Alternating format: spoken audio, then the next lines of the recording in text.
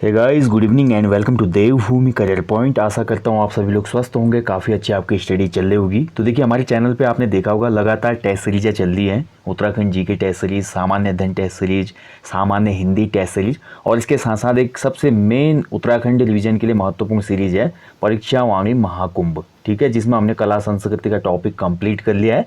जल्दी ही उत्तराखंड की जनजाति वाला टॉपिक आपको दे दिया जाएगा। आज का जो लाइव सेशन है ये हम करेंगे Uttarakhand group C model paper 19, क्योंकि आपका 31 को एग्ज़ाम है। तो 31 तारीख वाले कनिष्ठ सहायक के एग्ज़ाम को देखते हुए आज मैंने डिसाइड किया कि आपको आज फुल लेंथ 100 नंबर का पूरा 100 क्वेश्चन होंगे लेटेस्ट यूपी ट्रिपल एससी के पैटर्न पे, जिसमें आपके 20 नंबर की हिंदी होगी, 10 नंबर के रीजनिंग के प्रश्न होंगे, 30 नंबर की जीएस और करंट होगी और 40 नंबर की उत्तराखंड जीके और करंट के क्वेश्चन होंगे। ठीक है, तो ये पैटर्न हम फॉलो करने वाले हैं। देखिए, मॉडल पेपर 19 है। इससे पूर्व अगर आपने 18 मॉडल पेपर या ग्रुप सी के प्रैक्टिस पेपर नहीं देखे फुल लेंथ, तो आप हमारे चैनल पे एक प्लेलिस्ट है यूके ट्रिपल एससी समूह गौ मॉडल पेपर, ठीक है, उनको आप देखिए। ऐसे ही हमारी एक प्लेलिस्ट वो भी है जहाँ पर हमने आज तक ग्रुप सी के जितने भी एग्जाम हुए हैं उन पेपरों को सॉल्व करा है। आप इसलिए मैं बोलता हूँ, जब भी यूट्यूब चैनल विजिट करते हैं तो वहाँ पर प्ले लिस्ट को ज़रूर चेक कीजिएगा। ठीक है, तो चलिए आज देखेंगे Uttarakhand group C full length practice set 19, या हम बोल सकते हैं Uttarakhand group C model paper 19। ठीक है, तो बने रहिए। मैं ज़्यादा एक्सप्लेन नहीं करूंगा क्वेश्चनों को, आप अपना स्कोर काउंट कर लेना। पेपर के लेवल की मैं बात करता हूँ तो पेपर का लेवल है हमारा इजी टू मॉडरेट।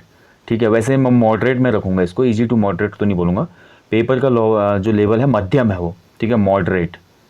तो मॉडरेट है, यानी कि इसमें जो 60+ मार्क्स लाएंगे कैंडिडेट, इट मीन्स वो बहुत अच्छी तैयारी में है। मान के चलो कि सिलेक्शन के काफ़ी क्लोज हैं वो। अब बाकी चीज़ कॉन्फिडेंस है, अपनी एनर्जी है, आपका पॉजिटिव व्यू होता है। और सबसे बड़ी चीज़ जो होती है, कभी भी आपकी जो मेहनत है, स्किल है, उससे ज़्यादा जो बड़ी चीज़ होती है वो आपका कॉन्फिडेंस ही होता है, आपका विश्वास होता है। ठीक है, जो बार बार आपको बोलता है कि ये मैं कर लूँगा, तो वो चीज़ है। तो 60+ वाले स्कोर वाले बिल्कुल खुश हो जाएं। ठीक है, तो चलिए शुरू करते हैं पेपर को। पहला क्वेश्चन आपके सामने है, देवनागरी लिपि मूलतः क्या है।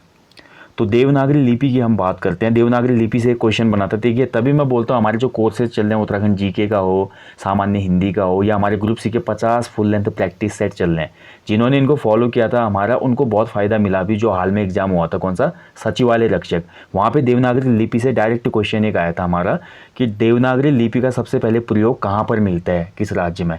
तो ये गुजरात में मिलता है। गुजरात राज्य में हमारा एक राजा हुआ था जय भट्ट, तो जय भट्ट के शिलालेख में सबसे पहले हमको नागरी लिपि देखने को मिलती है। तो ये क्वेश्चन उनका सही हो गया था जिन्होंने प्रैक्टिस सेट फॉलो किए थे। तो इसलिए बोलता हूँ, जो तुम कोर्स वगैरह मत लो कोई भी, लेकिन जो हमारे प्रैक्टिस सेट आते हैं एग्जाम से पहले, उनको तो आप ज़रूर ले लो यार। 400-500 की बात होती है, और इतना पैसा आप किताबों में करते हैं, कोचिंग इंस्टीट्यूट में लगाते हैं, लेकिन ये प्रैक्टिस सेट इतनी ज़्यादा इंपॉर्टेंट है, इसकी वैल्यू कोई समझता ही नहीं। इनको आप ज़रूर फॉलो करें। आप कोर्स ना लें, आप किताबों से पढ़ें, लेकिन एग्जाम से पहले भले आप यहाँ से भी ना लगाएं, किसी और इंस्टीट्यूट के लगाएं, या कहीं से भी आपको सोर्सेज से प्राप्त होते तो उनको ज़रूर लगाएं आप। ठीक है, ये मैं आपको राय दूंगा।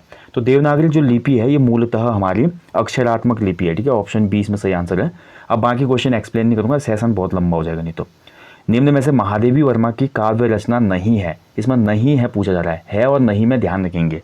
तो दिए गए विकल्पों में हम देखते हैं पथ के साथी, ऑप्शन डी, ये महादेवी वर्मा की काव्य रचना नहीं है। ये पथ के साथी जो है महादेवी वर्मा की ही रचना है, लेकिन ये रेखा चित्र है। ठीक है, काव्य रचना नहीं है, रेखा चित्र है। ये अलग अलग विधाएं होती है ना हिंदी में, काव्य रचना, रेखा चित्र, संस्मरण, गद्य विधा, निबंध हो गया, इसके साथ साथ उपन्यास हो गया, कहानी हो गई, नाटक हो गया, सभी अलग अलग विधाएं हैं। ठीक है, तो पथ के साथ ही महादेवी वर्मा की रचना तो है, लेकिन काव्य रचना नहीं है। बाकी निहार, रश्मि, नीरजा सभी काव्य रचना है। लोकोपयोगी तथा परमेश्वर में कौन सी संधि है। तो लोकोपयोगी और परमेश्वर, परम धर ईश्वर। ठीक है, अधन ई ए हो जा रहा है, यानी कि इसमें कौन सी है हमारी गुण संधि है। ऑप्शन 20 में से आंसर रहेगा। राहुल सांकृत्यायन ने हिंदी का पहला कवि किसे माना है। बहुत अच्छा क्वेश्चन है। देखिए, राहुल सांकृत्यायन का जो बचपन का नाम था, ओरिजिनल नेम था केदार पांडे। ठीक है, ये क्वेश्चन भी बनाया आयोग ने किसी एग्जाम में, केदार पांडे। और राहुल सांकृत्यायन ने हिंदी का पहला कवि माना है सरहपा को, ऑप्शन डी। देखिए, यूके ट्रिपल एससी का जो कनिष्ठ सहायक का एग्जाम होने वाला, उसी लेवल पर आधारित पूरा पेपर है आज का। और ऐसे ही पूरे 50 प्रैक्टिस सेट हैं आपके वीडियो वीडियो कनिष्ठ सहायक के लेवल की एप्लीकेशन के स्टोर पे। जरूर उसको फॉलो करना आपने। ये आज का पेपर बिल्कुल कनिष्ठ सहायक के स्तर का है। निम्न में से कौन सा विशेषण है, कौन सा शब्द इनमें से विशेषण है। ठीक है, तो ऊपर का आंसर बताया ना मैंने, राहुल सांकृत्यायन ने हिंदी का पहला कवि माना है सरहपा को। इनमें से विशेषण कौन सा होगा, बताइए। विशेषण संज्ञा और सर्वनाम शब्दों की जो विशेषता बताते हैं वो कहलाते हैं विशेषण। इनमें विशेषण होगा भैया आर्थिक, ठीक है, ऑप्शन सी सही हो जाएगा, आर्थिक। मन्नू भंडारी ने विवाह विच्छेद की त्रासदी में पिस रहे एक बच्चे को केंद्र में रखकर निम्न में से किस एक उपन्यास की रचना की है। तो ये क्वेश्चन बना है मन्नू भंडारी जी का जो उपन्यास है आपका बंटी उपन्यास में एक बच्चे को केंद्र में रखकर पूरी रचना की गई है। विवाह त्रासदी मतलब जो डाइवोर्स का सीन होता है महिला पुरुष में, उसका इफेक्ट बच्चे पे कैसा पड़ता है ये हमको देखने को मिलता है मन्नू भंडारी के आपका बंटी उपन्यास में। चपरासी, सरकार आदि किस भाषा के शब्द हैं। तो चपरासी और सरकार ये हमारा फारसी भाषा के शब्द हैं, ठीक है। किस भाषा के, फारसी। भैया कुछ फारसी शब्दों को, पुर्तगाली शब्दों को, तुर्की और अरबी शब्दों को जरूर देख लेना एग्जाम से पहले। राष्ट्रपति और विद्यालय किस प्रकार के शब्द हैं। तो राष्ट्रपति, राष्ट्र धनपति, विद्या धन आलय, दो शब्दों का मेल हो रहा है, तो जहाँ पर दो शब्दों का मेल होगा वो होता है यौगिक शब्द, यानी कि ऑप्शन बी हो जाएगा इसमें, ठीक है, यौगिक शब्द हैं। डैश डैश को कहानी सम्राट भी कहा जाता है, इनमें से किसे कहानी सम्राट कहा जाता है। तो इस पर मैंने पूरा वीडियो दिया है, कहानी सम्राट मुंशी प्रेमचंद और उपन्यास सम्राट मुंशी प्रेमचंद, दोनों वीडियो दिए हैं आपको, देख लेना हिंदी वाले प्लेलिस्ट में। तो जयशंकर, इसमें आंसर हो जाएगा मुंशी प्रेमचंद, ठीक है, मुंशी प्रेमचंद को कहानी सम्राट भी कहा जाता है। भारत सरकार द्वारा वैज्ञानिक और तकनीकी शब्दावली आयोग की स्थापना किस वर्ष की गई थी। अच्छा क्वेश्चन है। तो वैज्ञानिक और तकनीकी शब्दावली आयोग ये स्थापित किया गया था, हमारा राइट आंसर हो जाएगा 1961, 1961 में। देखिए एक चीज़ का ध्यान रखेंगे, राजभाषा आयोग का गठन कब हुआ और राजभाषा आयोग का मुख्यालय कहाँ पे है। ऐसे ही हमारे जितने भी संसदीय जो भाषा आयोग बने थे या भाषा से संबंधित जो भी निकाय वगैरह बनाए गए थे गवर्नमेंट के द्वारा, संगठन समितियाँ, उनको आप याद रखें, क्वेश्चन बनता है। ऐसे ही मतलब जो हमारी हिंदी भाषा है उसके संबंधित वैज्ञानिक और तकनीकी शब्दावली आयोग स्थापित हुआ था 1961 में। नीले कमीज वाले छात्र को यह कलम दो, रचना के आधार पर वाक्य का भेद कैसा है। तो देखिए नीले कमीज वाले छात्र को यह कलम दो, उद्देश्य एक ही है बस भाई, सिंपल से बात है, तो सरल वाक्य हो गया ना, ऑप्शन सी इसमें सही आंसर हो जाएगा। जो क्रिया अभी हो रही है उसे क्या कहते हैं। तो क्रिया अभी हो रही है, पूरी नहीं हुई है भाई, तो ऐसी क्रिया को कहेंगे हम क्या, अपूर्ण वर्तमान, ऑप्शन बी हो जाएगा इसमें। प्रेजेंट तो चल रहा है बट वो कंप्लीट नहीं हुआ है, ठीक है, अपूर्ण वर्तमान। हमें प्रतिदिन सूर्य को नमस्कार करना चाहिए, रेखांकित शब्द कैसा शब्द है। तो प्रतिदिन को रेखांकित किया गया, अंडरलाइन किया गया है, और प्रतिदिन होता है हमारा अव्ययी, ठीक है। अव्ययी वो शब्द होते हैं जिन पर लिंग वचन का कोई इफेक्ट नहीं पड़ता, वो ज्यों के त्यों रहते हैं। तो प्रतिदिन को हम चेंज कर सकते हैं क्या, नहीं कर सकते ना, सेम ही रहता है। श्रोता के लिए किस सर्वनाम का प्रयोग किया जाता है। तो श्रोता के लिए हमारा मध्यम पुरुष सर्वनाम प्रयोग किया जाता है, ऑप्शन बी। मुख्य अतिथि के सम्मान में यह आयोजन किया गया है, इस वाक्य में रेखांकित शब्द में कारक बताइए, ठीक है। अब रेखांकित शब्द तो इसमें दिया ही नहीं गया है, ठीक है, तो अब इसमें क्या आंसर होगा, यहाँ पर रेखांकित शब्द इसमें हट गया है, आई थिंक मुख्य अतिथि होना चाहिए इसमें। तो मुख्य अतिथि में अगर अंडरलाइन है तो इसमें हो जाएगा कर्ता कारक, ठीक है, कर्ता, ऑप्शन बी। शासकीय पत्र के संदर्भ में कौन सा कथन गलत है। तो इनमें से जो शासकीय पत्र होते हैं हमारे गवर्नमेंट लेटर होते हैं, यानी कि ऑफिशियल जो लेटर होते हैं, उसमें कौन सा हमारा गलत है, गवर्नमेंट लेटर होगा शासकीय में। तो एक स्टेटमेंट इनमें से रॉन्ग है, ठीक है, तो इनमें से रॉन्ग स्टेटमेंट है हमारी, पत्र संख्या के ऊपर तिथि लिखी जाती है, ये गलत है हमारा इसमें, ठीक है, यानी कि पत्र संख्या के ऊपर तिथि लिखी जाती है, ऑप्शन बी। देखिए जो हमारे शासकीय पत्र होता है तो सबसे ऊपर पत्र संख्या होती है, पत्र संख्या के ऊपर डेट नहीं होती उसमें, ठीक है। किन ध्वनियों को अनुस्वार कहा जाता है, बहुत अच्छा क्वेश्चन है। तो अनुस्वार ध्वनियाँ बताइए कौन सी होती हैं। तो स्वर के बाद आने वाली जो नासिक्य ध्वनियाँ होती हैं उनको अनुस्वार कहा जाता है, ठीक है। स्वर के बाद आने वाली नासिक्य ध्वनियाँ ये कहलाती है अनुस्वार, जैसे कि अंक और अह। निम्न में से कौन सा लुटेरा शब्द में प्रयुक्त प्रत्यय है। तो लुटेरा में कौन सा प्रत्यय हो जाएगा, ठीक है, लूट धन एरा, लुटेरा, यानी कि ऑप्शन है लुटेरा, ठीक है। सभी आंसर कीजिए, शेयर कीजिए ज़्यादा से ज़्यादा इसको, सेशन को। देखिए ज़्यादा लोग अगर इसमें आएंगे, 500 प्लस लोग, 1000 लोग तक पहुंचेंगे टेस्ट सीरीज में, तब जाके मैं इसको कंटिन्यू करूंगा अगले 10 दिन। तो ये आप पे है बात, आप इस सेशन को शेयर करेंगे, ज़्यादा लोग यहाँ पे आएंगे, इन्वॉल्वमेंट एंगेजमेंट ज़्यादा बढ़ेगी, तब जाके मैं दूंगा। नेक्स्ट देखिए, निम्न में से कौन सा शब्द जातिवाचक संज्ञा नहीं है। तो जातिवाचक संज्ञा इनमें से कौन सा नहीं होगा। जवान है, बालक है, मनुष्य। सुंदर इसमें जातिवाचक संज्ञा नहीं होगा, ये गुणवाचक संज्ञा है, ठीक है। सुंदर इसमें गुणवाचक है, तो ऑप्शन सी हो जाएगा। थोड़ा रीच बढ़ाओ यार, किसी भी वीडियो में देखो ना आप, चैनल पे 2 लाख लोग होने वाले हैं, लेकिन अभी भी वीडियोज़ में एवरेज व्यू आते हैं 2 लाख, 2,000, 3,000, 4,000। तो आपको वीडियो देने का जो मोटिवेशन है वो अंदर से ख़त्म होते जा रहे हैं। और आप बोलते हो कि रेगुलर क्लास नहीं आते, कैसे आएगी भाई? आप लोग तो कोई सपोर्ट करते नहीं हो, सबको अपने से मतलब है, आप आते हैं देख के चले जाते हैं। थोड़ा शेयर कीजिए, थोड़ा आप लोग भी तो सपोर्ट कीजिए चैनल को। रमेश एक अच्छा लड़का है, इस वाक्य में अच्छा शब्द क्या है? तो रमेश एक अच्छा लड़का है, लड़का क्या हो जाएगा आपका? संज्ञा है ना। संज्ञा और सर्वनाम की विशेषता जो बताते हैं वो क्या कहलाते हैं? विशेषण कहलाते हैं। तो अच्छा क्या हो जाएगा? विशेषण हो जाएगा, ऑप्शन बी, ठीक है। तो ये हिंदी के क्वेश्चन है, हिंदी इसमें इजी टू मॉडरेट क्वेश्चन थे, 20 नंबर की हिंदी हमारी कंप्लीट होती है, ठीक है। अब हम देखेंगे रीजनिंग के क्वेश्चन। इसमें रीजनिंग के क्वेश्चन देखते हैं, 10 क्वेश्चन इसमें मैंने रीजनिंग के ऐड किए हैं, उनको देख लेते हैं। तो रीजनिंग का पहला क्वेश्चन है, देखिए, होंठ जिस तरह से मुस्कान से संबंधित है, ऐसे आँखों का संबंध किससे हो जाएगा? ठीक है, तो जो मुस्कान होती है वो होंठों पे आती है, ऐसे आँखों में क्या आएगी? झपकी आएगी, ऑप्शन डी हो जाएगा इसमें। नीचे दिए गए प्रश्न में लुप्त पद ज्ञात कीजिए। तो यहाँ पे श्रृंखला दी गई, देखिए C81 E64, ठीक है, यानी कि आपका ये दे रहा है CE, तो 2 का अंदर हो रहा है ना, 2 E के बाद क्या आ जाएगा? ABCDEFG, यहाँ पे तो G आएगा भाई पहला क्वेश्चन मार्क में, ठीक है। ऐसे आगे वाली सीरीज में 81 है, यानी कि 3 3 9 9 9 81, ऐसे ही आपका हो जाएगा 8 8 64, ठीक है, यानी कि 64 हो रहा है यहाँ पे। तो अगला जो पद आएगा भाई फिर हमारा 7 7 49 है, ठीक है। जी के आगे तो 49 हो गया, जी के आगे 49 हो गया। आई आ गया है फिर हमारा GHI, 2 अंक आगे बढ़ गया, तो 7 के बाद अगला जो वर्ग आएगा वो 36 आएगा, ठीक है। यानी कि एक जगह पे हमने जी फिल किया, एक जगह पे 36, यहाँ पे तो हमारा जी आएगा और ये आई के बाद वाला क्वेश्चन मार्क में 36 आएगा, यानी कि वो आंसर हो जाएगा इसमें, ऑप्शन है G36, ठीक है। तो ये पहला क्वेश्चन है। अगला क्वेश्चन बोलता है, देखिए ये डायरेक्शन का क्वेश्चन है। रोहन कॉलेज से चलकर 3 किलोमीटर पूर्व की ओर जाता है, फिर दाएं मुड़कर 2 किलोमीटर चलता है, फिर से दाएं मुड़कर चलता है, अब उसका मुख किस दिशा में होगा? तो भाई डायरेक्शन का तो आपको पता होना चाहिए होता है, देखिए east, west, north and south होता है ना। अब इसमें क्या बोलता है, ये पहला पॉइंट मान लेते चलिए रोहन का बीच का। रोहन कॉलेज से चलकर 3 किलोमीटर पूर्व की तरफ जाता है, ये ईस्ट की तरफ जाता है रोहन 3 किलोमीटर, फिर दाएं मुड़ता है 2 किलोमीटर चलता है, दाएं मुड़ता है मतलब यानी कि यहाँ, ठीक है, ये चलता है 2 किलोमीटर, ये 3 हो गया, फिर से दाएं मुड़कर चलता है, फिर यहाँ से और दाएं मुड़ता है वो, यानी कि इस तरफ मुँह है उसका, तो इस तरफ मुँह है तो लगा लो भाई इस तरफ वेस्ट होता है, यानी कि आंसर हो जाएगा इसका पश्चिम, ऑप्शन डी, ठीक है। उसका मुँह किस दिशा में है? पश्चिम दिशा में। चलिए अगला कथन बहुत अच्छा क्वेश्चन है, देखिए ये निष्कर्ष वाले क्वेश्चन भी बनते हैं, स्टेटमेंट वाले क्वेश्चन। कथन बोलता है कुछ जंगली मांसाहारी हैं, कुछ जो जंगली हैं, ये जंगली मान लेता हूँ, जे लिख दिया मैंने, ये मांसाहारी हैं, एम लिख देता हूँ, ठीक है। और दूसरा स्टेटमेंट बोलता है हमारा सभी जंगली शेर हैं, तो जितने भी जंगली हैं भाई वो शेर हैं, यानी कि इंक्लूड हो जाएगा जंगली अंदर, ये शेर हैं, एस, ठीक है। अब हम इसका कंक्लूजन पढ़ते हैं। कंक्लूजन बोलता है सभी मांसाहारी शेर हैं, सभी मांसाहारी शेर हैं, मतलब अंदर की तरफ आएगा।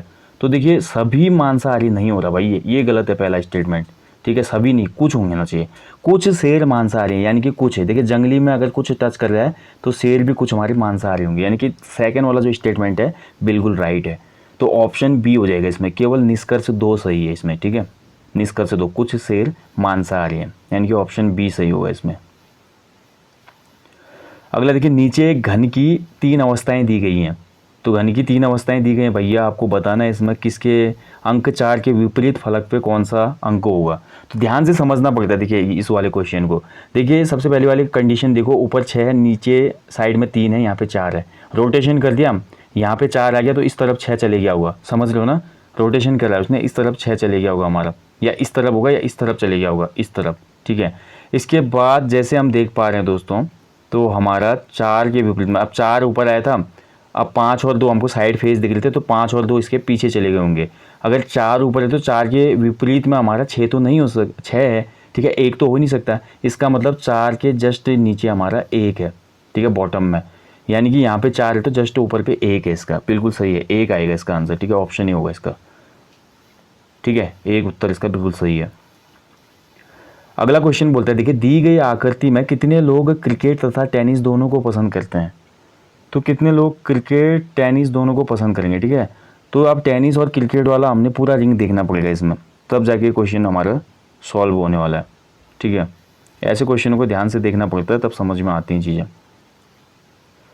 तो क्रिकेट और टेनिस के बीच वाला साइकिल ये बन रहा है भाई, इतना वाला एरिया ये यानी कि 17 और 15 लोग। ठीक है, इनको जोड़ दो, यानी कि 17 और 15 32। तो 32 लोग हमारे क्या करते हैं, टेनिस और क्रिकेट खेलते हैं इसमें। ठीक है, समझ पा रहे हो ना। देखो क्रिकेट खेलने वाले ट्रायंगल के अंदर हैं, टेनिस खेलने वाले स्क्वायर के सर्कल के अंदर हैं, और हॉकी खेलने वाले स्क्वायर के अंदर हैं। तो यहाँ पे देखना है कि क्रिकेट और टेनिस दोनों पसंद करने वाले, तो ट्रायंगल में भी होनी चाहिए वो पर्सन और सर्कल में भी होनी चाहिए। तो ट्रायंगल और सर्कल में केवल ये देखिए 17 और 15 दिख रहा है हमको, दिख रहा है ना, तो यही हो जाएगा आंसर 32। चलिए अगले क्वेश्चन की तरफ बढ़ते हैं। अगला क्वेश्चन फिर से बोलता है, देखिए डायरेक्शन वाला है। एक बिंदु से लोकेश दक्षिण की ओर चलना आरंभ करता है। एक बिंदु है भाई, देखो यहाँ से वो दक्षिण दिशा की तरफ जाता है। ठीक है, तथा 30 मीटर चलने के बाद वह अपने दाएं मुड़कर 20 मीटर चलता है, फिर दाएं मुड़कर 30 मीटर चलता है, अंततः वह अपने बाएं मुड़ता है और 40 मीटर चलता है। ठीक है, तो वह अपने प्रारंभिक दिशा से किस स्थान की तरफ है, तो ये यहाँ वेस्ट हो जाएगा, यानी कि वो भी हमारा पश्चिम दिशा की तरफ चल रहा है। ठीक है, समझ पाए ना। देखो यहाँ पे ध्यान से समझना, ये डायरेक्शन का मैं छोटा सा चार्ट बना रहा हूँ, ईस्ट वेस्ट नॉर्थ साउथ। ठीक है, पहला बिंदु ये लिया हमने, लोकेश दक्षिण की ओर चलना प्रारंभ करता है कई बिंदु से, ये दक्षिण की ओर गया हो, फिर वो 30 मीटर चलने के बाद अपने दाएं ओर मुड़ता है, दाएं ओर मतलब यहाँ को मुड़ता है, फिर कितना चलता है 20 मीटर चलता है, फिर वह दाएं मुड़कर हमारा 30 मीटर चलता है, यानी कि 30 मीटर दाएं मुड़ गया हो। ठीक है, ये हमारे 30 मीटर चला, अंततः फिर वहाँ यहाँ से वो क्या करता है, बाएं मुड़ता है। अगर वो दाएं मुड़ता तो इधर को आता है, लेकिन वो यहाँ पे से बाएं मुड़ जा रहा है तो इधर को चले जाएगा, यानी कि वेस्ट की तरफ है उसका मुँह, देखिए। ठीक है, आरंभिक ये थी डायरेक्शन, आरंभिक बिंदु ये था, यहाँ से डायरेक्शन इधर हो रही है तो वेस्ट में हो निश्चित रूप से, यानी कि ऑप्शन ए सही हो जाएगा इसमें। चलिए अगला क्वेश्चन बोलता है, देखिए वह आरेख चुनिए जो कि निम्न दिए गए वर्गों में सही संबंध स्थापित करता है। वाद्य यंत्र, पियानो और गिटार। बहुत सिंपल है, देखिए ये हमारा वाद्य यंत्र हो गया पूरा, पियानो और गिटार हमारे क्या हैं, इंस्ट्रूमेंट हैं, जो दोनों क्या आते हैं, वाद्य यंत्र के अंतर्गत आते हैं, यानी कि बी हो जाएगा इसका आंसर। बहुत सिंपल क्वेश्चन है, बी वाला फिगर बिल्कुल सही दर्शाता है, समझे ना। वाद्य यंत्र हो गया ये, और वाद्य यंत्र के अंतर्गत तो गिटार, पियानो, हारमोनियम, ये सभी चीज़ें आती हैं। अगला क्वेश्चन देखिए, ये भी अच्छा क्वेश्चन है। निम्न विकल्पों में दिए गए स्थानों पर प्रश्नवाचक चिन्हों के कौन सा आएगा यहाँ पे। ठीक है, तो देखिए कैलकुलेशन कैसी हो रही है, ध्यान से समझना है इसको। हमने देखिए इसमें सबको मल्टीप्लाई कर रहा हो, जैसे पहला ब्रैकेट है, देखिए इसमें कर रहा है 3 गुणा 7 गुणा 2 गुणा 4। ठीक है, कितना हो जाता है, 3 सत्ते 21, 21 दूना 42, 42 चक्को 168, 168 आएगा इसका आंसर। ऐसे इसको भी सबको मल्टीप्लाई कर रहे हैं, देखिए 8 इंटू 3, 8 या 24, 24 एकम 24, 24 सत्ते 168। ठीक है, तो यहाँ पे भी सेम चीज़ हो जाएगी, 1 6 2, यानी कि 1 गुणा 2 गुणा 6, यानी कि कितना हो गया, 1 दूना 2, 6 दूना 12, 12 को हम कितने से गुणा करके 168 आ जाएगी, तो 12 को हम करना पड़ेगा 14 से गुणा, यानी कि यहाँ पे क्वेश्चन मार्क पे आ जाएगा 14, ऑप्शन सी। तो ये भी हो जाएगा 168, यानी कि सभी का जो मान आ रहा है ब्रैकेट्स का वो 168 आ रहा है। ठीक है, इस तरह की कैलकुलेशन हो रही है इसमें। ओके, तो आंसर हो जाएगा इसका क्या, ऑप्शन सी। चलिए शेयर करते रहिए दोस्तों, शेयर करते रहिए, सभी को लाभ उठाने दीजिए इस टेस्ट सीरीज का, मॉडल पेपर का। अगला क्वेश्चन बोलता है निम्न में लुप्त पद ज्ञात करें। ठीक है, 9 है, 10 है, 13 है, 22 है, 49 है, तो अगला क्या होगा। तो सिंपली समझना है आपने, देखिए 9 और धन 1 हो रहा है, पहले 10।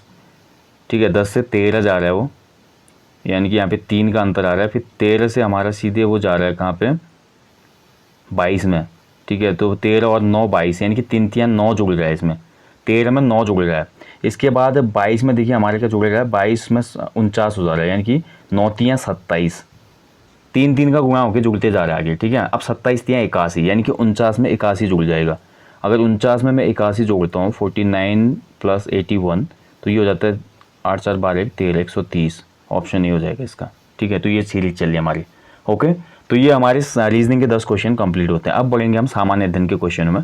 सामान्य अध्ययन का पहला क्वेश्चन आपके सामने है स्क्रीन पे, बताइए भारत में पर्यावरण सुरक्षा अधिनियम कब बना था। देखिए मैंने आज का पेपर बोल दिया, ये सिंपली बिल्कुल कनिष्ठ सहायक के लेवल पे ही है, और 60+ इसकी कट ऑफ है भाई, 60+, +-2 कर सकते हो, 2-3 कर सकते हो। पर्यावरण सुरक्षा अधिनियम बना था हमारा 1986 में, 1986। ठीक है, 1986 बिल्कुल सही उत्तर है। अगला क्वेश्चन है, देखिए इंडियन ओपिनियन नामक साप्ताहिक पत्र कब प्रकाशित हुआ था? तो इंडियन ओपिनियन पत्र ये हमारे गांधी जी ने शुरू किया था और ये 1904 में हुआ था शुरू। ठीक है, ऑप्शन सी हो जाएगा इसमें, 1904। निम्न में से कौन सा एक संबंधित नहीं है? यहाँ पे नहीं है पूछ रहा है, देखिए बहुत अच्छा क्वेश्चन है। ठीक है, तो सबसे पहले हम देखते हैं सलाल परियोजना हिमाचल प्रदेश, यही गलत हुई यहाँ पे। ठीक है, सलाल परियोजना जो है वो हिमाचल प्रदेश में नहीं है। अगला है देखिए थीनबाद पंजाब, थीनबाद पंजाब बिल्कुल सही है हमारा। ओके, थीनबाद जो है पंजाब में ही है। इसके बाद सरावती बांध जो है कर्नाटक में है, कावेरी नदी पर, ये बिल्कुल सही है हमारा। और नेक्स्ट देखिए मयूराक्षी जो परियोजना है ये हमारी बंगाल में है, ये भी बिल्कुल सही है। सलाल बांध जो है हमारा, सलाल परियोजना है कहाँ पे? JNK में, यानी कि जम्मू कश्मीर में। ठीक है, तो ऑप्शन ए इसमें संबंधित नहीं है, ये गलत हो जाएगा, बाकी सब सही है। ठीक है, अगला क्वेश्चन बोलता है देखिए किस अनुच्छेद के तहत राज्य को यह प्रावधान करने की अनुमति है कि वह गांव में व्यक्तिगत अथवा सरकारी आधार पर कुटीर उद्योगों को प्रोत्साहन देगा? बहुत अच्छा क्वेश्चन है। देखिए मतलब कौन सा अनुच्छेद ये बोलता है कि जो सरकार है, राज्य सरकार किसी गांव में कुटीर उद्योगों को प्रोत्साहित करेगी, ये कौन सा अनुच्छेद बोलता है? बहुत अच्छा क्वेश्चन है। ठीक है, ये अनुच्छेद है हमारा अनुच्छेद 43, ऑप्शन बी इसमें सही उत्तर है। भारत में मेट्रो रेल का शुभारंभ किस वर्ष हुआ था? यहाँ पे देखिए मेट्रो रेल का शुभारंभ पूछ रहा है, वो स्टार्टिंग कहाँ से हुई थी? ठीक है, वैसे तो भारत में मेट्रो रेल 1972 के आसपास प्रारंभ हो गई थी, लेकिन ऑफिशियली तौर पे कलकत्ता में जो पहली मेट्रो चली वो हमारी 1984 में चलती है, 1984 में। क्वेश्चनों को समझना भी है। ठीक है, तो ऑफिशियली कलकत्ता में जो मेट्रो चली 1984। भारत सरकार द्वारा नई राष्ट्रीय खनिज नीति कब की गई? इसकी भारत सरकार द्वारा नई राष्ट्रीय खनिज नीति की घोषणा किस वर्ष की गई है? तो ये अभी हाल में ही की गई थी, 2019 में। ऑप्शन ए इसमें सही उत्तर है, 2019। किस सिख गुरु ने फारसी में जफरनामा लिखा था? बहुत अच्छा क्वेश्चन है। तो फारसी में जफरनामा लिखा था भैया गुरु गोविंद सिंह ने, ऑप्शन सी सही उत्तर हो जाएगा। नेक्स्ट देखिए 1784 में द्वितीय आंग्ल मैसूर युद्ध को बंद करने के लिए टीपू सुल्तान और अंग्रेजों के मध्य कौन सी संधि हुई थी? बहुत अच्छा क्वेश्चन है। देखिए तो जो हमारा द्वितीय आंग्ल मैसूर युद्ध हुआ था 1784 में बंद हुआ था, टीपू सुल्तान और अंग्रेजों के मध्य यहाँ पे मंगलौर की संधि होती है। ठीक है, ऑप्शन सी इसमें से उत्तर है, मंगलौर की संधि। डैश डैश किसी राष्ट्र की राष्ट्रीय आय होती है? तो किसी भी राष्ट्र की राष्ट्रीय आय क्या होती है? उत्पादन कार्यों का कुल योगफल, उत्पादन कार्यों का कुल योगफल किसी राष्ट्र की राष्ट्रीय आय होती है, ऑप्शन बी सही उत्तर है। निम्न में से किस हिमालय में सबसे गहन अपरदन है? गहन अपरदन का मतलब सबसे ज़्यादा अपरदन होता है, इनमें से कौन से हिमालय में?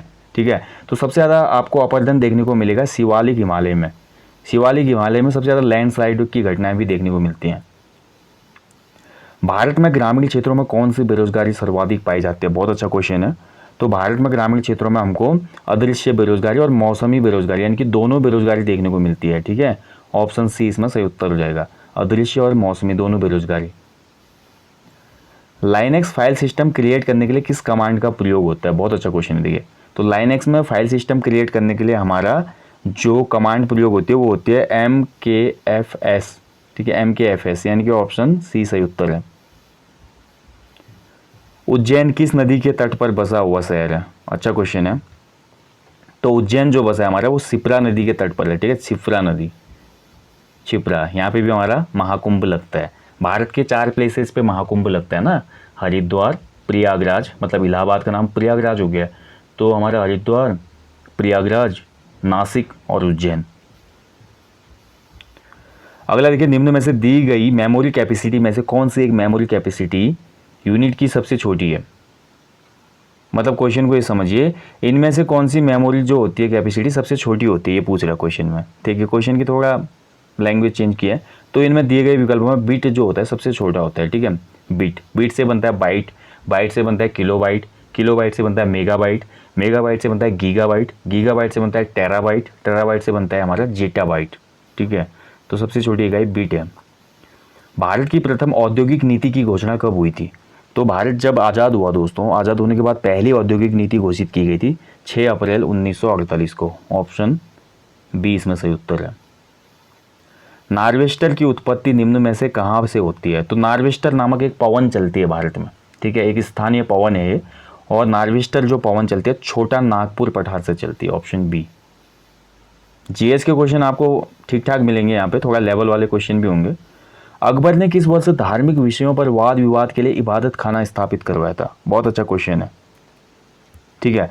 तो अकबर ने जो इबादत खाना बनवाया था धार्मिक विषयों पर वाद विवाद के लिए 1575 में बनाया था, 1575, यानी कि ऑप्शन बी सही है इसमें, ठीक है। देखिए व्यूज़ अभी भी कम आ रहे हैं, मैं आपसे फिर से रिक्वेस्ट कर रहा हूँ, प्लीज़ आप इन व्यूज़ को बढ़ाइए। अगर आपको डेली प्रैक्टिस सेट चाहिए, मैं दो भी आपको दे दूंगा प्रैक्टिस सेट टाइम निकल के, लेकिन आप कम से कम रीच तो बढ़ाइए। लोग शेयर ही नहीं करते, ना कोई मैं कभी देखता हूँ, ना कोई स्टेटस में लगाता। काफ़ी स्टूडेंट्स को मैं देखता हूँ टच में रहते हैं, ना कोई हमारे चैनल का लिंक शेयर होता है, ना कोई इन्फॉर्मेशन शेयर होती है। थोड़ा आप लोग करिए। और चैनलों का तो मैं देखता हूँ काफ़ी लोग शेयर भी करते हैं, काफ़ी लोग फीडबैक भी देते हैं आजकल चैनलों को, लेकिन ऑथेंटिक मेहनत जहाँ पे की जा रही है, आप लोगों के लिए इतना एफर्ट किया जा रहा है, आप लोग समझते नहीं इस चीज़ को, ठीक है। अगर आप कंटिन्यू अगर अच्छे से व्यूज़ देते हमको चैनल पे और अच्छे अच्छे व्यूज़ आते, जिस हिसाब से ऑडियंस हमारी सबसे बड़ा, आई थिंक मेरे हिसाब से हमारा चैनल मेरे को लगता है सबसे बड़ा होगा उत्तराखंड में। अगर 10-10, 20-20 हज़ार वीडियो में, एक वीडियो में व्यूज़ आते ना, आपको डेली पूरा यहाँ पर ग्रुप सी क्या बड़े बड़े एग्जाम की तैयारी करवाई जाती है, और मैं अदर एजुकेटर को भी पैसे दे के आप लोगों को तैयारी करवाता। बट वही बात है, यहाँ पे कोई रिस्पॉन्स नहीं है, तो फिर आदमी ज़्यादा एफर्ट क्यों डालेगा। अगला क्वेश्चन बोलता है, भारत में न्यूनतम समर्थन मूल्य का निर्धारक कौन है? आप हमेशा न्यूज में सुनते हैं कि इस बार गेहूं का न्यूनतम समर्थन मूल्य इतना रखा गया, गन्ने का इतना रखा गया। तो भैया वो न्यूनतम समर्थन मूल्य ये होता है कि जो इस बार का प्रति क्विंटल फसल है उसका क्या मूल्य होना चाहिए, उसको डिसाइड कौन करता है? तो उसको डिसाइड करता है हमारा कृषि लागत एवं मूल्य आयोग, ठीक है, कृषि लागत एवं मूल्य आयोग, ऑप्शन है। कृषि लागत और मूल्य आयोग की स्थापना कब हुई थी? अच्छा क्वेश्चन है, ऊपर की बात आ गई यहाँ पे। तो ये स्थापित हुआ था हमारा 1965 में, 1965, ऑप्शन सी सही उत्तर है। ऐसे क्वेश्चन बनाता है, एक आयोग से क्वेश्चन तो हमेशा बनाता है यूपी SSSC, मान के चलो आप। भारत में प्रधानमंत्री फसल बीमा योजना का शुभारंभ कब हुआ था? तो प्रधानमंत्री फसल बीमा योजना शुरू हुई भारत में 2016 में, ऑप्शन सी सही उत्तर है। नेक्स्ट देखिए, निम्न में से कौन सा एक स्टोरेज डिवाइस नहीं है? तो इनमें से स्टोरेज डिवाइस कौन सा नहीं है? बहुत सिंपल है, यहाँ पे आप ध्यान से देख पाएंगे तो लिनक्स जो होता है हमारा, लिनक्स ऑपरेटिंग सिस्टम है, ना कि स्टोरेज डिवाइस, ऑप्शन सी। बाकी flash drive, CD, pen drive सभी स्टोरेज डिवाइस है। फाइल सिस्टम में स्थायी रूप से डैश डैश मेमोरी में सेव रहता है। फाइल सिस्टम में स्थायी रूप से डैश डैश मेमोरी में सेव रहता है, ठीक है। तो ये कहाँ पे रहता है हमारा? तो ये हमारा हमेशा सेकेंडरी मेमोरी में रहता है, ऑप्शन ए इसमें से उत्तर जाएगा। निम्न में से किस एक शासक ने अपने सिक्कों पर अल सल्तान जिल्ली इल्लाह अंकित करवाया था? बहुत अच्छा क्वेश्चन है, पूछा भी जा चुका है आई थिंक किसी एग्जाम में। तो हमारा मोहम्मद बिन तुगलक ने अपने सिक्कों पर लिखा था अल सल्तान जिल्ली इल्लाह। भारत सरकार द्वारा परमाणु ऊर्जा आयोग का गठन किस वर्ष किया गया? तो भारत में परमाणु ऊर्जा आयोग का गठन किया गया था, राइट आंसर हो जाएगा इसका 1948 में, ऑप्शन बी, ठीक है, 1948। केंद्रीय पक्षी शोध संस्थान कहाँ स्थित है? तो केंद्रीय पक्षी शोध संस्थान है हमारा इज्जतनगर बरेली में, ऑप्शन है। नेक्स्ट देखिए, विश्व आर्द्र भूमि दिवस कब मनाया जाता है, यानी कि वर्ल्ड वेटलैंड डे? तो वेटलैंड डे हमारा मनाया जाता है 2 फरवरी को प्रत्येक वर्ष, ऑप्शन ए इसमें सही उत्तर है। चोल शासन काल में प्रांत को किस नाम से जाना जाता था? बहुत अच्छा क्वेश्चन है। तो चोल शासन काल में प्रांतों को जाना जाता था मंडलम नाम से, ऑप्शन है मंडलम। देखिए नेक्स्ट क्वेश्चन बहुत अच्छा है, नई राष्ट्रीय शिक्षा नीति 2020 को केंद्रीय मंत्रिमंडल ने मंजूरी दी है, ये शिक्षा नीति किसकी जगह लेगी? ठीक है, आप सभी को पता है नई शिक्षा नीति हमारी लागू होने वाली है 2023 से, ऐसा बोला जा रहा है, और 2020 में इस शिक्षा नीति को केंद्रीय मंत्रिमंडल ने मंजूरी भी दे दी। अब ये पूछ रहा है क्वेश्चन में कि ये शिक्षा नीति किसका जगह लेगी, यानी कि हमारे वर्तमान में जो शिक्षा नीति चल रही है कौन सी वाली चल रही है? तो ये हमारी राष्ट्रीय शिक्षा नीति 1986 चल रही है, ठीक है। इसको समाप्त करके अब ये नई राष्ट्रीय शिक्षा नीति लागू होने वाली है, तो 1986 वाली अब समाप्त हो जाएगी। किस देश ने अपना पहला मंगल मिशन होप लॉन्च किया है? बहुत अच्छा क्वेश्चन देखिए, तो हाल में ही देखिए दोस्तों, संयुक्त अरब अमीरात के द्वारा ये हमारा मिशन होप लॉन्च किया गया, जो कि पहला मंगल मिशन है UAE का, ठीक है, ध्यान रखेंगे। सेशन काफ़ी लंबा हो रहा है, आप लोग यहाँ पे बिल्कुल विचलित ना हो, ये बहुत ही बेनिफिशियल टेस्ट सीरीज है आपके लिए, ठीक है, तो बने रहिए, अभी कोई जाएगा नहीं पूरा टेस्ट करने तक। विश्व पर्यावरण दिवस 2020 की थीम थी, तो विश्व पर्यावरण दिवस 2020 मनाया गया, उसकी थीम क्या थी? तो उसकी थीम थी बायोडाइवर्सिटी, यानी कि जैव विविधता। ऑप्शन बी इसमें सही उत्तर है। ठीक है, विश्व पर्यावरण दिवस प्रत्येक वर्ष मनाया जाता है 5 जून को। वेरी इंपॉर्टेंट है, क्वेश्चन बनता है। तो ये हो गए हमारे जीएस के 30 क्वेश्चन कंप्लीट। ठीक है, इसके बाद हम देखेंगे उत्तराखंड के मोस्ट इंपॉर्टेंट 40 क्वेश्चनों को। आशा करता हूँ अभी तक आप लोगों को अच्छा लग रहा होगा पेपर। और पेपर मैं फिर से बोल रहा हूँ, ये आपका मॉडरेट लेवल का पेपर है। ठीक है, 60+ इसमें कट ऑफ है। तो चलिए देखेंगे हम उत्तराखंड जीके के क्वेश्चनों को। पहला क्वेश्चन है, देखिए, पाताल रुद्रेश्वर गुफा किस जनपद में स्थित है? तो पाताल रुद्रेश्वर जो गुफा है ये हमारे चंपावत में है। ठीक है, 1993 में इस गुफा की खोज हुई थी। अगला क्वेश्चन है, देखिए, उत्तराखंड का प्रथम उल्लेख किस ग्रंथ में मिलता है? तो उत्तराखंड का सबसे पहला उल्लेख मिलता है सबसे प्राचीन ग्रंथ यानी कि ऋग्वेद में। ठीक है, किस में मिलता है? ऋग्वेद में।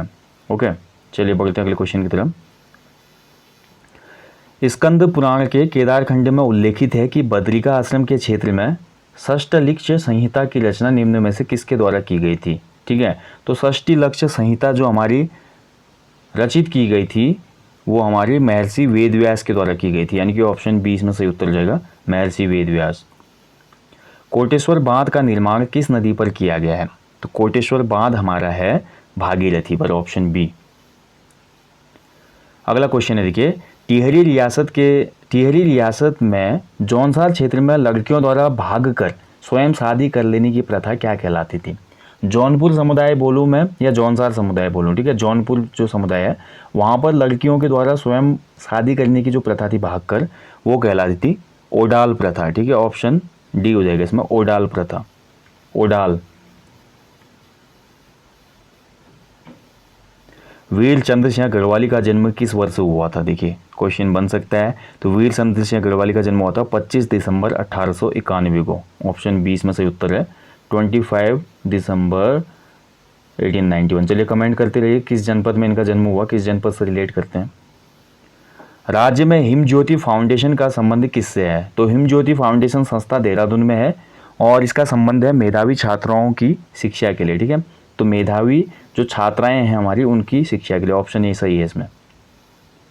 राजमुकुट, अंगूर की बेटी और ययाति आदि किसकी रचना है? तो राजमुकुट हो गया, अंगूर की बेटी, ये सभी लिखी है हमारी गोविंद वल्लभ पंत ने। देखिए, साहित्यकार गोविंद वल्लभ पंत अलग हैं, राजनेता वाले गोविंद वल्लभ पंत अलग हैं, दोनों अलग अलग पर्सनैलिटी हैं। ठीक है, बहुत से बच्चे एक ही सोच लेते हैं इनको कि एक ही गोविंद वल्लभ पंत है, लेकिन ऐसा नहीं है। हमारे जो भारत रत्न गोविंद वल्लभ पंत है वो अलग हैं और ये जो रचनाकार हैं ये अलग हैं।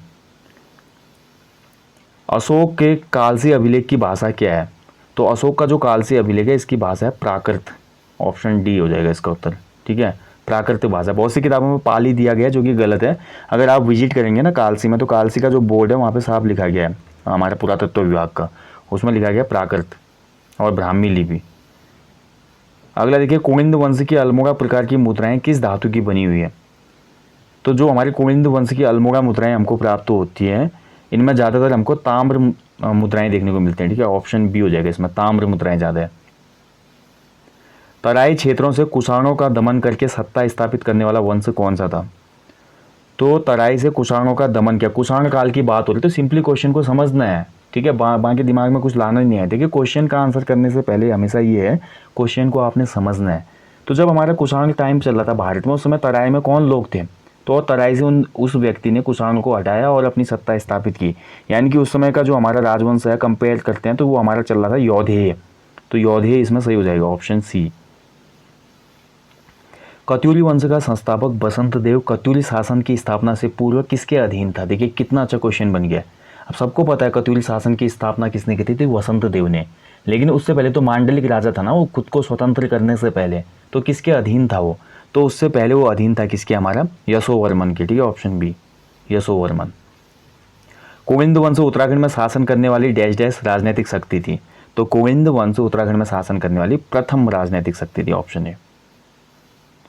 राज्य का सर्वाधिक अंतर्राष्ट्रीय सीमा वाला जनपद कौन सा है? तो सर्वाधिक इंटरनेशनल बॉर्डर शेयर करने वाला डिस्ट्रिक्ट है हमारा पिथौरागढ़ जनपद, ऑप्शन डी। और पिथौरागढ़ ही एकमात्र ऐसा जनपद है जिसकी सीमाएं दो देशों से लगती है, पहला हमारा चीन से, दूसरा नेपाल से। ठीक है, चलिए बढ़ते अगले क्वेश्चन की तरफ। अट्टलनाथ किस शासक का आश्रित कवि था? देखिए बहुत ही प्राचीन से पूछ लिया गया ये। तो अट्टलनाथ आपको देखने को मिलेगा सूर्यसेन के दरबार में। ठीक ठीक है, सूर्यसेन के दरबार में था ये। देखिए ये सभी चीज़ें आपको मिलती है जब हम पढ़ते हैं ना, उत्तराखंड में अराजकता का काल हुआ था। अराजकता का काल हुआ था 1050 के आसपास। यशवंत सिंह कठोज जी बोलते हैं 1050 के आसपास उत्तराखंड में अराजकता का काल हुआ, जिसमें एक चक्रा का बाहुवाड़ वंश था। तो उसी से रिलेट करता है हमारा जो अट्टलनाथ सूर्यसेन वाला है सीन। और ऐसे बहुत से वंश उसमें उभरे थे। काली कुमाऊं में चंद वंश उभरा, गढ़वाल में परमार वंश उभर के आया था। ठीक है, गंगोली हाट में मणकोटी राजा थे। और इसके अलावा सीरा क्षेत्र में हमारे अलग मल्ल राजा थे, सीरा के रेखा या मल्ल। तो ये बहुत सी चीज़ें होती हैं उस समय उत्तराखंड में, विघटन हो जाता है ना पूरा सत्ता का, विकेंद्रीकरण। कत्यूरी प्रशासन में प्रांतों को किस में विभक्त किया गया था? तो कत्यूरी शासन में जो प्रांत थे उनको क्या कहा जाता था? तो उनको कहा जाता था विषय, ऑप्शन बी। बहुत ही अच्छे क्वेश्चन आ रहे हैं आज तो। काली के पश्चिमी भाग में डोटी राज्य की स्थापना किस कत्यूरी शासक ने की थी? देखिए बहुत अच्छा क्वेश्चन है। डोटी राज्य की स्थापना भी कत्यूरी, मतलब जो डोटी राज्य था वो भी कत्यूरियों की ही ब्रांचेस थी। जैसे अस्कोट वाला हम पढ़ते हैं ना, बारामंडल हो गया, पाली पछाऊ में हो गया, बैजनाथ में हो गया, सभी ये हमारे कत्यूरियों की शाखाएं थी।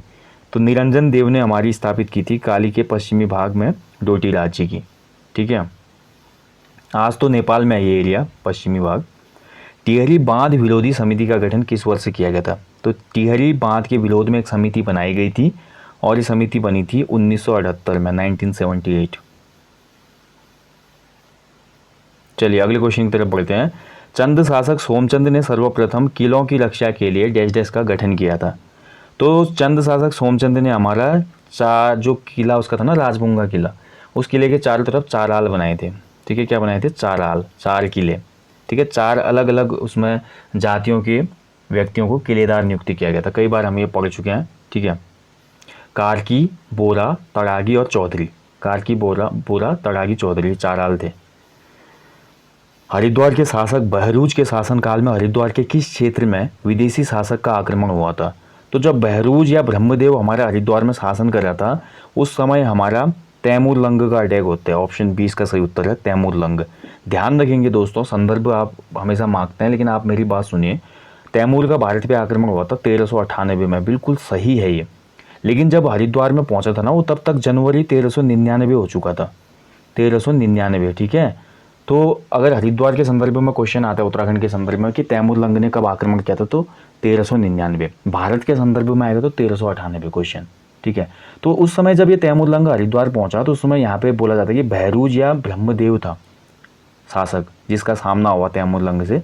तैमूर ने बहुत ही बुरी तरह पराजित किया, बोलते हैं इसको। प्रथम चंद शासक कौन था जो दिल्ली दरबार में गया था? देखिए कितना अच्छा क्वेश्चन है। तो पहला चंद शासक जो दिल्ली दरबार गया उसका नाम था ज्ञानचंद प्रथम। ठीक है, ऑप्शन बी हो जाएगा, ज्ञानचंद प्रथम। कुमाऊं परिषद का अंतिम अधिवेशन कहाँ पर हुआ था? कुमाऊं परिषद से एक क्वेश्चन हमेशा बनता है, कुली बेगार से एक क्वेश्चन हमेशा बनेगा। ये बहुत इंपॉर्टेंट हमारा पोर्शन होता है उत्तराखंड के किसी भी एग्जाम के लिए। आप उत्तराखंड पीसीएस मेंस भी दे रहे हैं ना, और लोअर पीसीएस का मेंस देंगे, वहाँ पे भी पॉसिबिलिटी रहेगी इन फील्ड से आपका क्वेश्चन बनेगा हिस्ट्री के संदर्भ में। तो कुमाऊं परिषद का जो स्थापना हुई थी 1916 में हुई थी, और कुमाऊं परिषद के अधिवेशन हमने पढ़े ही हैं। और कुमाऊं परिषद का जो अंतिम अधिवेशन हुआ था वो हुआ था कब? 1926 में। ठीक है, कुमाऊं परिषद का जो अंतिम अधिवेशन हुआ था कब हुआ था? 1926 में। और ये कहाँ पे हुआ था? गनियातोली, रानीखेत के निकट हुआ था। ठीक है, तो आंसर हो जाएगा ऑप्शन ए, रानीखेत। सुदर्शन शाह की मृत्यु के बाद निम्न में से किसने स्वयं को टिहरी का शासक घोषित कर दिया था?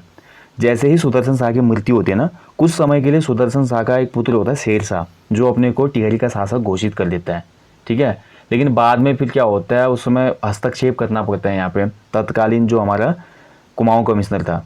जब वो सुदर्शन शाह की मृत्यु होती है 1859 में ना, उसके बाद भवानी शाह गद्दी पर बैठने के लिए वारिस भवानी शाह को होना चाहिए था, लेकिन शेर शाह बगावत कर देता है और अपना बैठ जाता है। फिर भवानी शाह कंप्लेन करते हैं इसकी, तो तत्कालीन जो गवर्नर माफ कीजिएगा जो कुमाऊं कमिश्नर था हेनरी रैमजे, वो गढ़वाल आते हैं और सनद देते हैं फिर भवानी शाह को। ठीक है, तो ये घटना हुई थी। टिहरी रियासत के इतिहास में पढ़ते हैं हम ये पूरी चीज़ें। गढ़वाल क्षेत्र में 12 आना बीसी क्या था? तो गढ़वाल में 12 आना बीसी था हमारा भैया भू व्यवस्था। ठीक है, भू व्यवस्था हुई थी, जो भू बंदोबस्त जो हुआ था उससे संबंधित था। त्रिशूल पर्वत की ऊंचाई कितने मीटर है? तो राज्य में जो पर्वत है त्रिशूल पर्वत, हाल में ही चर्चाओं में भी तो था ना त्रिशूल के आसपास कुछ ऐसी घटनाएं हुई थी। ठीक है, तो त्रिशूल पर्वत इसलिए बन सकता है एग्जाम में। तो त्रिशूल की ऊंचाई है 7120 metre. 7120 metre, option C. Panwar राजवंश की जानकारी का प्रथम साहित्यिक स्रोत क्या है? बहुत अच्छा क्वेश्चन है देखिए। तो पंवार राजवंश की जानकारी का प्रथम साहित्यिक स्रोत मिलता है हमको, राइट आंसर हो जाएगा इसका मानवोदय काव्य, ठीक है, सी। प्रदेश के पहले आनंद वन सिटी फॉरेस्ट की स्थापना किस रेंज में की गई है? तो देखिए पहला आनंद वन बनाया राज्य का, ये बनाया देहरादून रेंज में, ठीक है, ऑप्शन डी इसमें सही उत्तर हो जाएगा। मुख्यमंत्री सौर स्वरोजगार योजना राज्य में कब शुरू हुई थी? तो देखिए लोकल स्तर पे हमारा सौर ऊर्जा का प्रोडक्शन करके बिजली बेचने से संबंधित ये योजना है, मुख्यमंत्री सौर स्वरोजगार योजना, और इसकी शुरुआत हुई थी 8 अक्टूबर 2020 से, ऑप्शन डी इसमें सही उत्तर है, 8 अक्टूबर 2020। सात ताल, नौकुचिया ताल तथा सूखा ताल किस जनपद में स्थित हैं? तो ये सभी मिलेंगे आपको नैनीताल में, ऑप्शन डी। निम्न में से राज्य की कौन सी लोकसभा सीट अनुसूचित जाति के लिए सुरक्षित है? तो उत्तराखंड में लोकसभा की 5 सीटें हैं, राज्यसभा की 3 सीटें हैं, विधानसभा की 70 सीटें हैं, एंग्लो इंडियन खत्म हो गया अब, ठीक है।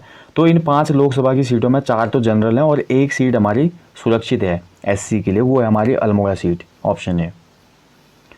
उत्तराखंड भेड़ एवं ऊन विकास बोर्ड कहाँ स्थित है? तो उत्तराखंड में भेड़ एवं ऊन विकास बोर्ड का जो मुख्यालय है वो देहरादून में है, ठीक है, ऑप्शन डी इसमें सही उत्तर हो जाएगा, देहरादून। अगला क्वेश्चन बोलते देखिए तुग्गल क्या है? तुग्गल बताइए भैया क्या है? एक वाद्य यंत्र है, पकवान है, आभूषण है, त्योहार है। तो तुग्गल जो है हमारा एक आभूषण है, ठीक है। कल ही मैंने आपको उत्तराखंड परीक्षा वाली महाकुंभ में बताया था तुग्गल नामक आभूषण, ठीक है। चलिए कमेंट करते रहिए कहाँ पे धारण किया जाता है इसको, आते हैं ना क्वेश्चन, देखिए ऐसे क्वेश्चन बन जाते हैं।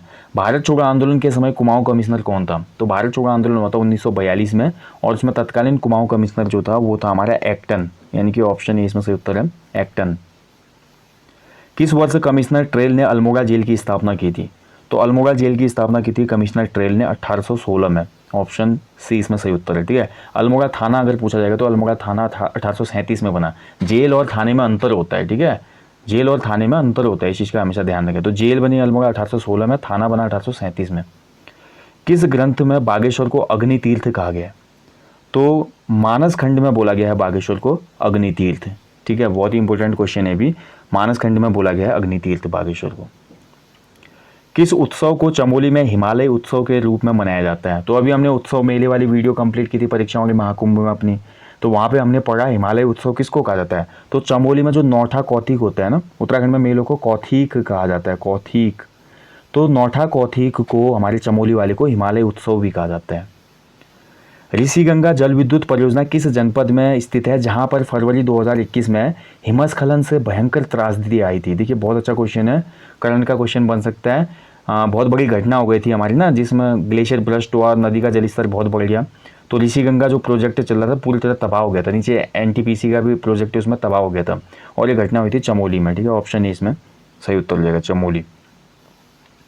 उत्तराखंड में औपनिवेशिक संघर्ष का शुरुआत किस काल में हुआ था? तो उत्तराखंड में औपनिवेशिक संघर्ष हमारा गोरखा काल में शुरू हुआ था, ठीक है।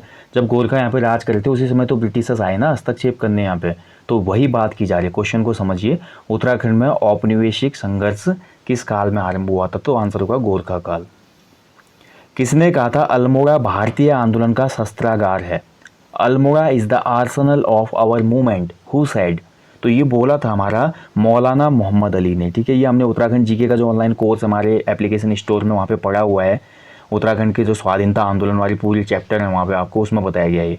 मौलाना मोहम्मद अली ने देखा कि अल्मोड़ा की जेल में लोग अपने आप ही खुद की गिरफ्तारी दे रहे थे, इसलिए मौलाना ने अल्मोड़ा के बारे में ये बात बोली थी कि Almora is the arsenal of our movement. Okay, चलिए नेक्स्ट क्वेश्चन है, लास्ट क्वेश्चन है टेस्ट का। निम्न में से किस एक संगठन की स्थापना श्रीदेव सुमन के द्वारा की गई थी? तो श्रीदेव सुमन के द्वारा जो संगठन स्थापित किया गया इसमें से वो था प्रजामंडल, ठीक है, ऑप्शन बी इसमें सही आंसर है, ठीक है, प्रजामंडल। चलिए कमेंट बॉक्स में कमेंट करेंगे प्रजामंडल की स्थापना कब हुई थी।